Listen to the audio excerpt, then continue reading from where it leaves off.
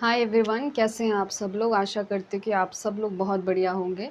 जैसे कि आप सब लोग जानते हैं कि हम पढ़ रहे हैं लीनियर अलजेब्रा, राइट।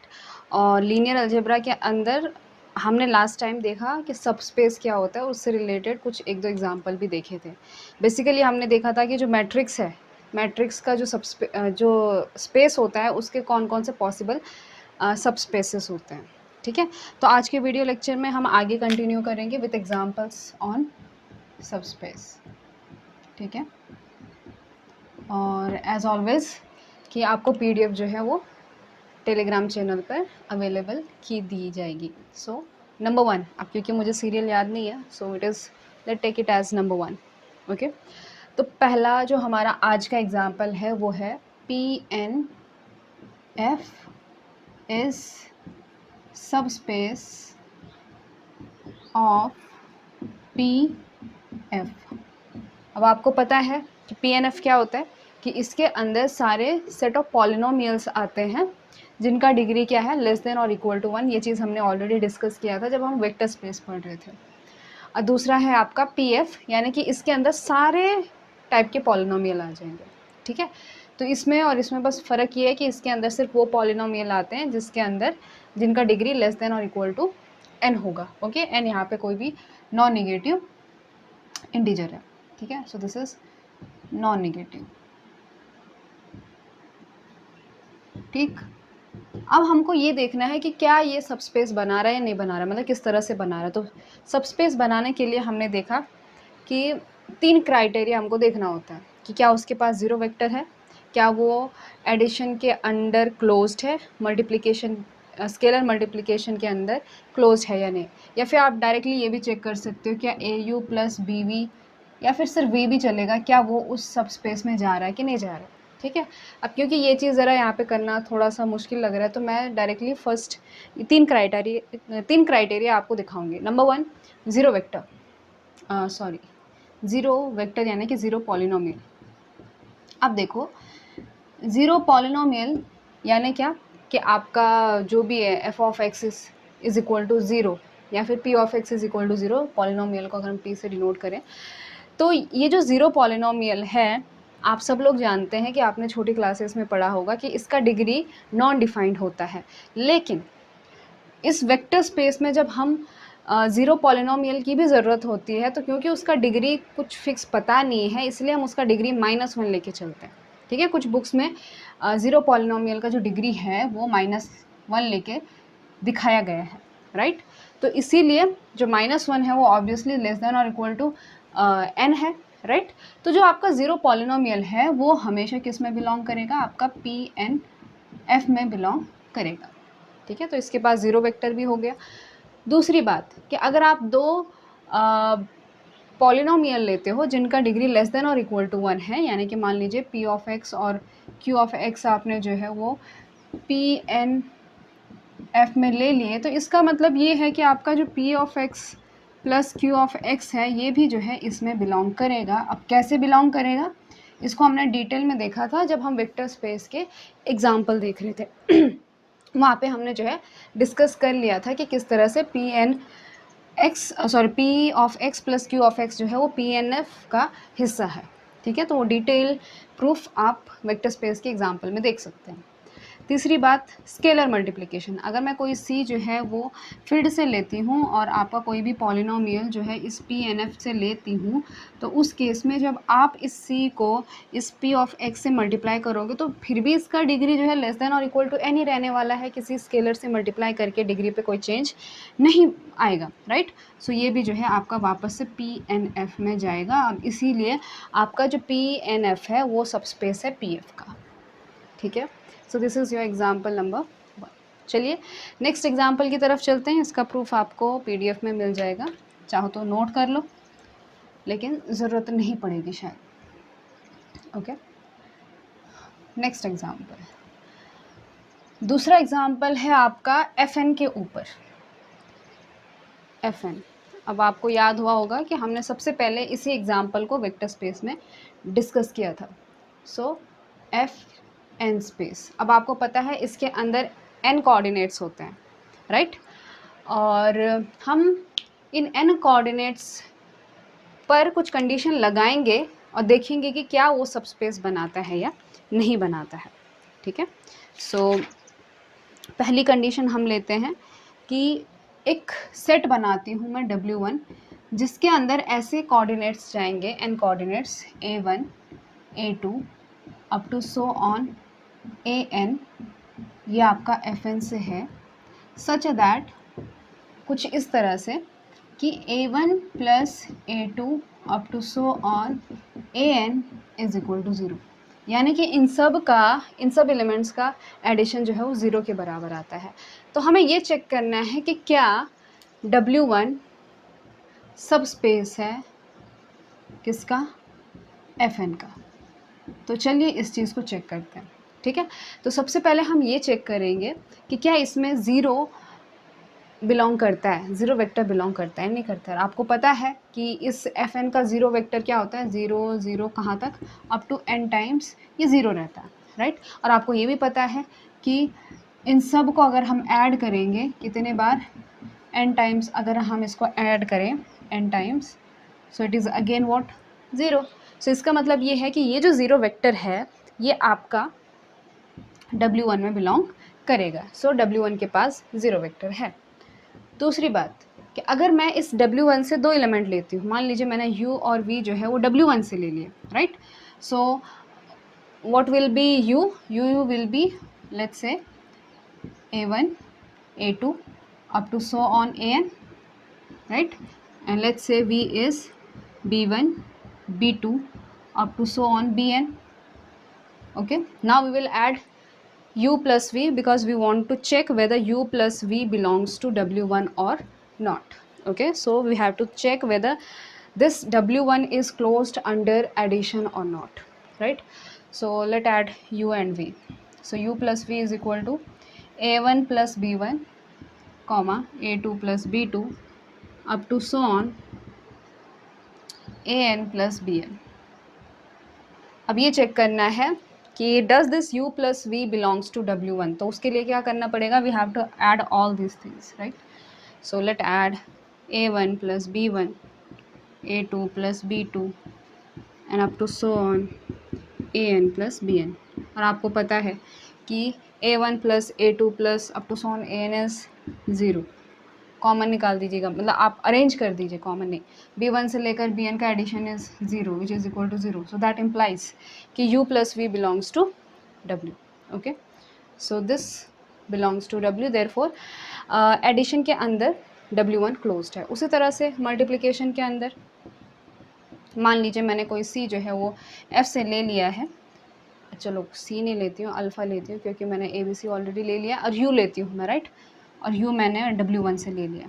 तो CU कितना हो जाएगा, C हो जाएगा आपका alpha A1 alpha A2 up to so on alpha AN, right. और इन सबको ऐड करेंगे तो क्या आएगा, कंडीशन देखनी ना कि इन सबको ऐड करके 0 आ रहा है कि नहीं आ रहा। तो इन सबको ऐड करेंगे तो alpha A1 A2 up to so on, मैंने अल्फ़ा कॉमन ले लिया, so which is equal to alpha into 0 which is equal to 0, and therefore CU belongs to W1. So does it satisfy the 3 criteria to be subspace? Therefore W1 is subspace. Okay, तो यहाँ पे question mark नहीं है, it is subspace. Okay, अब मैं इसी W1 में थोड़ा सा इसको W2 बना देती हूँ और थोड़ा सा जो है इस पर दूसरी कंडीशन लगा देती हूँ। ठीक है, आई होप आपको ये वाली चीज़ समझ में आई होगी। अब एक काम करते हैं, इस W1 को थोड़ा सा चेंज कर लेते हैं। यहाँ पर मैं, चलो क्योंकि W1 इसको मैंने पहले ही नाम दे दिया था, एक नया सेट बनाती हूँ W2 जहाँ पे इन सब का एडिशन जो है 1 आता है। ओके, अब क्वेश्चन ये है कि क्या W2 वो सब स्पेस है कि नहीं है। ठीक, अब देखते हैं कि कौन सा क्राइटेरिया है जो ये सेटिस्फाई नहीं करेगा, और आप क्लियरली दिखा सकते हैं कि इसमें 0 वेक्टर कंटेन नहीं होता है। वाई, बिकॉज अगर 0 0 0 लेती हूँ मैं तो इन सब का एडिशन कितना आएगा, 0 के बराबर आएगा, जो कि 1 के बराबर नहीं है। दिस इम्प्लाइज कि 0 वेक्टर, बड़ा बड़ा लिखने का, कि 0 वेक्टर जो है वो W2 में बिलोंग नहीं करता है। इसी रीज़न की वजह से आपका W2 सबस्पेस नहीं है। ठीक है। तो W2 का सबस्पेस होने का एक रीज़न ये है कि इन सब का एडिशन, ज़ीरो वेक्टर का एडिशन 1 नहीं आता, इसलिए इसके अंदर ज़ीरो वेक्टर नहीं है, राइट। चलिए नेक्स्ट एग्जांपल की तरफ चलते हैं। और क्या है वो नेक्स्ट एग्जांपल कि अच्छा W इज इक्वल टू, चलिए नेक्स्ट एग्जांपल, एग्जांपल नंबर 3।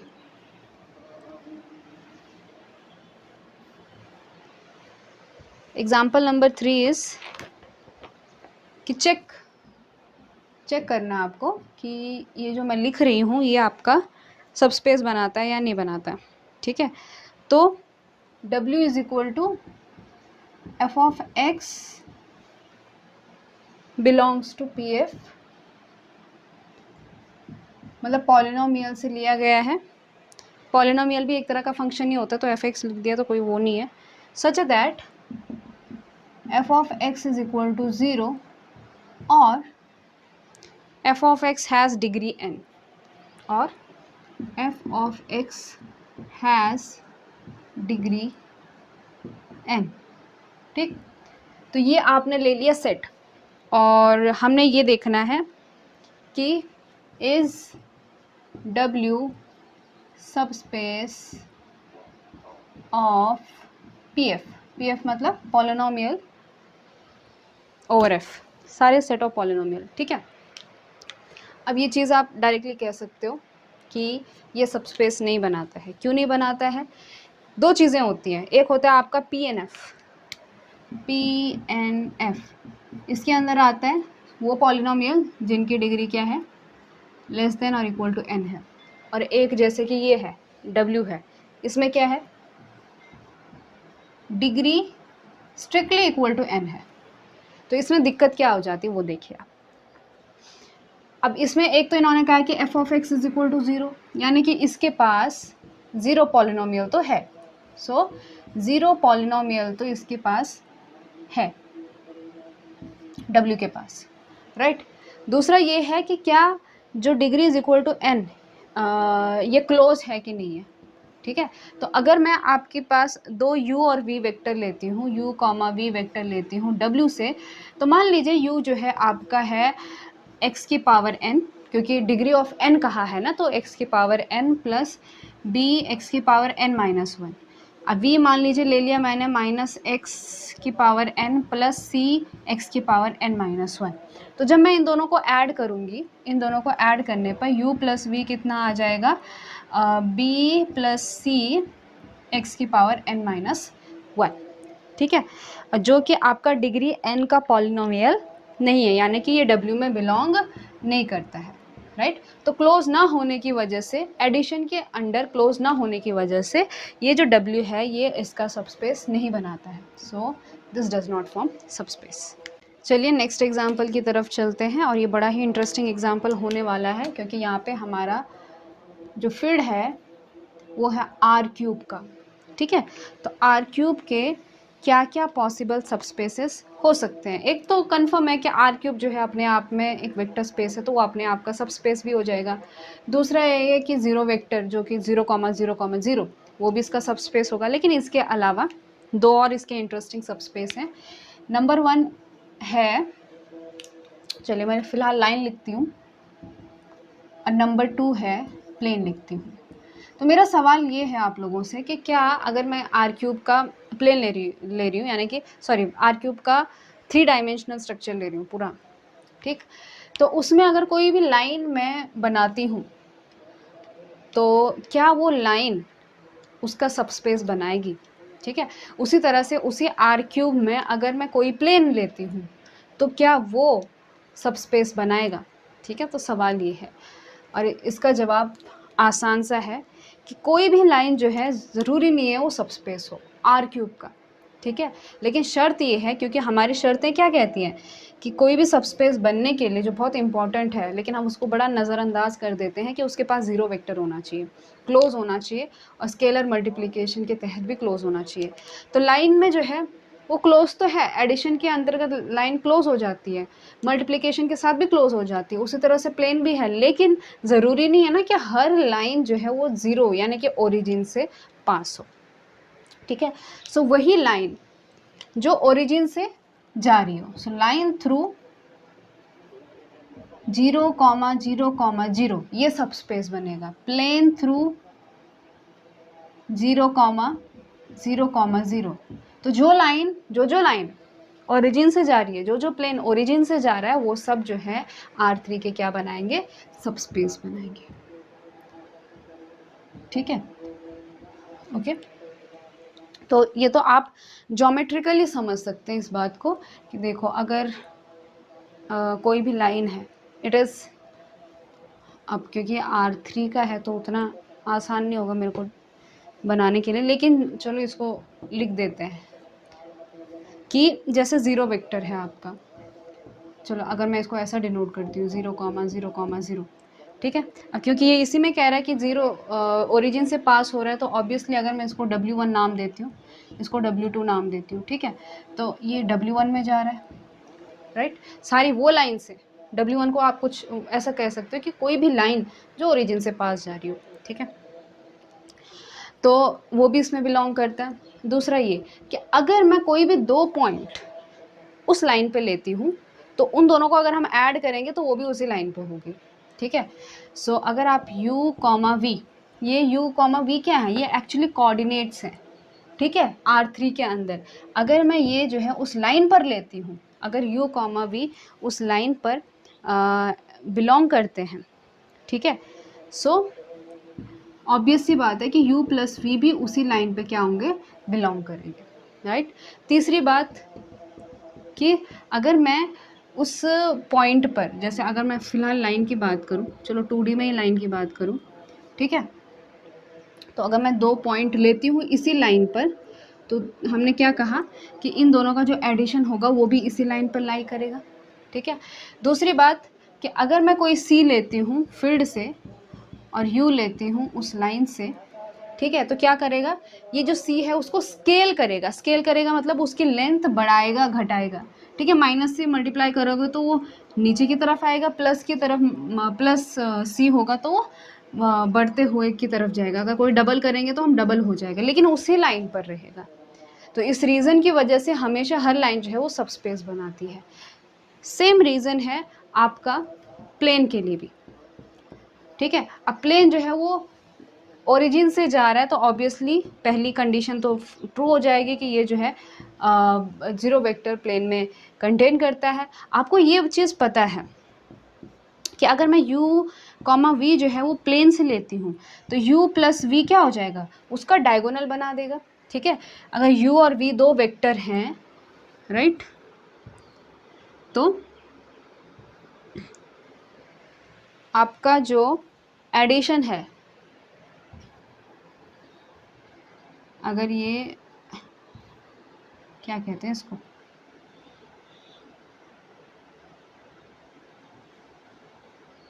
इस तरह से ऐड होता है ना वेक्टर, ठीक है। तो अगर ये U है, ये V है, तो इसका जो इस पैरेललोग्राम का बनने वाला जो डायगोनल है वो U प्लस V हो जाएगा, और जो ये पैरेललोग्राम बनेगा वो उस प्लेन में बनेगा, तो जो डायगोनल है वो उसी प्लेन में रहता है। यानी कि U प्लस V जो कि क्या है आपका, रिप्रेजेंट्स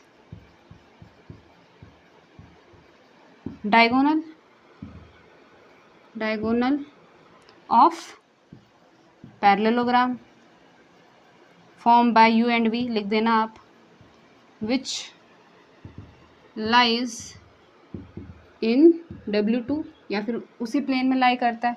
इसका मतलब है कि आपका जो U प्लस V है वो भी W2 में बिलोंग करेगा, ठीक है। और तीसरी तो सिंपल सी बात है कि अगर मैं कोई C F से लेती हूँ और U जो है वो W2 से लेती हूँ, तो वही काम जो लाइन के उसमें किया है वही काम वो जो है प्लेन की इसमें भी करेगा। कि अगर कोई U है, राइट, तो उस U को अगर हम C से मल्टीप्लाई करेंगे तो उसको जो है स्केल करने का काम करेगा। तो आपका जो ये CU है ये भी क्या होगा, उसी प्लेन में लाई करेगा, ठीक है। और you can say CU lies, ये U जो है कोऑर्डिनेट है, C उसको और एक्सटेंड करेगा, मतलब उसी वाली लाइन में ये लाई करेगा, ठीक है। जैसे कि U है तो इसी वाली लाइन में आपका जो है CU भी लाई करेगा और वो उसी प्लेन में होगा, क्योंकि ये जो लाइन है जो U है, U वेक्टर है, इसके आगे एक्सटेंड होने वाली पूरी जो भी u के मल्टीपल्स होंगे वो उसी प्लेन में होंगे, राइट। तो cu lies on the line through u, on the line through u, ठीक है। thus lies in the plane, thus lies in W2, ठीक है। इसीलिए आपका जो प्लेन थ्रू 0 0 0 है वो भी क्या होता है, वो भी जो है R3 का सबस्पेस बनाता है। अब यहाँ पे क्वेश्चन है, क्वेश्चन ये है कि क्या इस R3 का R2 सबस्पेस हो सकता है। क्वेश्चन क्या है, चलो इसको मिटा देता है। अब आप कहोगे कि जो प्लेन है वो R2 के जैसे होता है, तो उस हिसाब से R2 जो है R3 का सबस्पेस होना चाहिए, राइट। ये है आपका R2, ठीक, और ये है आपका R3। अगर हम R2 के स्ट्रक्चर को देखें तो एक तरह का प्लेन है, और R3 के स्ट्रक्चर को देखेंगे तो एक 3 डायमेंशन है। तो क्या ये R2 जो है वो, क्या ये R2 इसका सबस्पेस है, ये क्वेश्चन है, ठीक है। तो इसका आंसर है नो। लेकिन अभी तो हमने कहा कि कोई भी प्लेन जो है वो 0 ओरिजिन से जा रहा है, तो क्या वो इसका सबस्पेस होगा, तो हमने कहा हाँ। लेकिन देखो R2 और R3 कम्प्लीटली डिफरेंट स्ट्रक्चर है, ठीक है। अगर R2 की बात करें तो ये है आपका A, B, इस तरह के एलिमेंट्स इसके अंदर होते हैं। और अगर R3 की बात करें तो A, B, C होता है। भले ही जब हम C को 0 रखें तो A, B, 0 आएगा, तो ये इसके साथ रेजोनेट हो जाएगा, मतलब इसी के ऊपर होगा। लेकिन ये एक कम्प्लीटली डिफरेंट स्ट्रक्चर है। यहाँ पे तीसरा कोऑर्डिनेट है लेकिन वो 0 के बराबर है, लेकिन है, मतलब इसके लिए यहाँ पे जगह है, सीट है। हमने बस हमारा वो क्या कहते हैं, हमारे पास ऑप्शन है कि हम इसको वैकेंट रखें, लेकिन इसके पास सीट ही नहीं है। तो ये और ये कम्प्लीटली डिफरेंट स्ट्रक्चर हैं। कभी भी A, B और A, B, 0 को सेम नहीं समझना है। This is not R2, because you understand what is R2। R2 is this, okay. तो ये मत सोचना कि R2 जो है वो R3 का सबस्पेस होगा, ओके। क्या इसके अलावा और कुछ है? इसके अलावा देखते हैं, एक और एग्जाम्पल डिस्कस करते हैं। एग्जाम्पल है फंक्शन के ऊपर।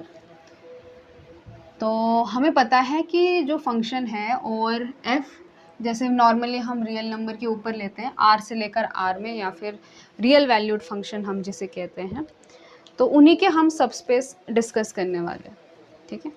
तो एक सबस्पेस है कि मान लीजिए S कोई नॉन एम्प्टी सेट है, ठीक। क्वेश्चन ये है कि S is any non empty set, और F जो है आपका फील्ड है। तो prove that for any S0, prove that for any S0 belonging to S, एक सेट बनाते हैं, एक सेट बनाते हैं F belongs to F S F। इसका मतलब आप समझते हैं, इसका मतलब है कि वो सारे फंक्शन, इसका मतलब ये है कि वो सारे फंक्शन जो S से लेकर F में हैं, ठीक है। F आपका फील्ड है, S आपका कोई भी सेट है। ये चीज़ आप रियल के ऊपर भी कर सकते हैं, such that F of S0 is equal to 0। तो कहने का मतलब ये है कि अगर मैं इस सेट को W नाम देती हूँ, तो ये W एक ऐसा सेट है जिसके अंदर ऐसे फंक्शंस का कलेक्शन है जिसका S0 के अंडर इमेज 0 आता है, ठीक है। तो हमें ये चेक करना है कि क्या ये जो W है वो इस फंक्शन स्पेस का सबस्पेस बनाता है या नहीं बनाता है। तो ऑब्वियस सी बात है, 0 वेक्टर तो इसमें कंटेन करेगा, क्योंकि F0, अगर मैं 0 फंक्शन को F0 नाम देती हूँ, तो 0 वाला जो फंक्शन है वो तो हर एलिमेंट को 0 पर माप करता है। तो F0 of S0 is equal to 0। This implies कि आपका F0 जो है वो W में लाई करता है। सेकेंड चीज़ कि अगर आप इस W से कोई भी 2 फंक्शन लेते हो, F, G, मान लीजिए मैंने W से ले लिया, इसका मतलब क्या हुआ कि F of S0 is equal to G of S0 is equal to 0 आ जाएगा, राइट। अगर इन दोनों को ऐड करें, यानी कि F plus G of S naught की बात करें तो हमें पता है कि फंक्शन के अंदर जो एडिशन और मल्टीप्लिकेशन होता है वो ऐसा होता है, addition of two function is what, कि आप उनको सेपरेट कर सकते हो, यानी कि F of S naught plus G of S naught, और दोनों का आंसर 0 प्लस 0 यानी कि 0, यानी कि आपका एफ ऑफ प्लस जी भी जो है वो किस में बिलोंग करता है, आपके W में बिलोंग करता है। उसी तरह से आप थर्ड भी कह सकते हो कि अगर C कोई आप फील्ड का एलिमेंट लेते हो और F जो है वो W से लेते हो, राइट, तो उस केस में हमें फिर से पता है कि C F of S naught क्या होता है। ये चीज़ हम पढ़े हैं जब हम फंक्शन का स्पेस पढ़ रहे थे कि c into F of S naught ये होता है, और F of S naught is 0 यानी कि c into 0 which is equal to 0। This implies कि सी एफ भी जो है वो W में बिलोंग करता है। तो ये बहुत आसान सा इसका प्रूफ है, इसलिए जल्दी जल्दी कर लूँ मैं, राइट। सो या प्रूफ फॉर, तो W इज सबस्पेस ऑफ क्या ही एफ ऑफ एस एफ। इसी तरह से दो और एग्जाम्पल हैं जो कि इसी फंक्शन के ऊपर बेस्ड हैं और इन जिनका प्रूफ बिल्कुल ऐसा ही है। तो मैं चाहती हूँ कि वो आप जो है नोट्स में देख लेना, ठीक है, ऐसा ही है, मतलब कुछ इसमें नया नहीं है। और आई होप आज आपने जो है कुछ एग्जाम्पल समझे होंगे, जितने भी वैरायटी थे एग्जाम्पल्स की वो मैंने कवर की है, चाहे वो मैट्रिक्स के ऊपर हो, फंक्शन के ऊपर हो, R3 के ऊपर हो, राइट। इसके अलावा और भी एग्जाम्पल एक्सप्लोर होंगे तो उनको भी डिस्कस किया जाएगा। तो आज के लिए बस इतना ही, आप एग्जाम्पल सॉल्व करते रहिए, हम जो है सबस्पेस के आगे और भी बढ़ेंगे, राइट। इसके अगले वीडियो लेक्चर में, क्योंकि हमने सबस्पेस के आगे जाना है जहाँ पे हम जो है दो सबस्पेस का एडिशन की बात करते हैं, तो बस आपको एक चीज़ बता दूँ कि हो सकता है कि मैं थ्योरम्स को यहाँ पे एक्सप्लेन ना करूँ, क्योंकि मैंने थ्योरम्स को जो है पुराने वीडियोस जो बहुत पहले बनी हुई है उनमें अच्छे से एक्सप्लेन किया है, ठीक है, कि वेक्टर स्पेस से रिलेटेड जो भी थ्योरम्स हैं वो काफ़ी हद तक मैंने कंप्लीट की हैं, ओके। अगर उनमें से कोई कंप्लीट नहीं हुई होगी तो मैं यहाँ पे डिस्कस करूँगी, otherwise we will move forward with examples, right. तो अगर आप थियरी चाहते हैं, थ्योरम्स के प्रूफ चाहते हैं, तो प्लीज़ जो पुराने वाले लीनियर अलजेब्रा का प्लेलिस्ट होगा वहाँ पे आप चले जाइए, आपको वहाँ पे मिल जाएगा, ठीक है। सो मिलते हैं in the next video lecture.